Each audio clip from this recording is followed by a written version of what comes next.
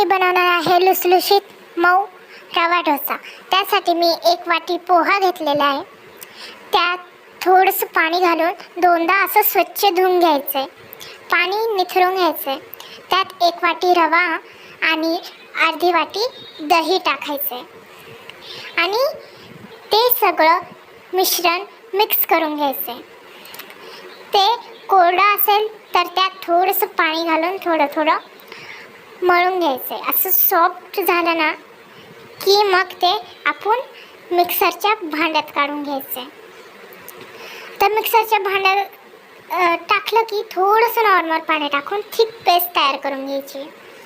तर त्यात आपण थोडंसं चवीनुसार मीठ टाकून चांगलं मिक्स करून घ्यायचं। मिक्स करून झाल्यानंतर एकदम अशी थिक पेस्ट तयार होते।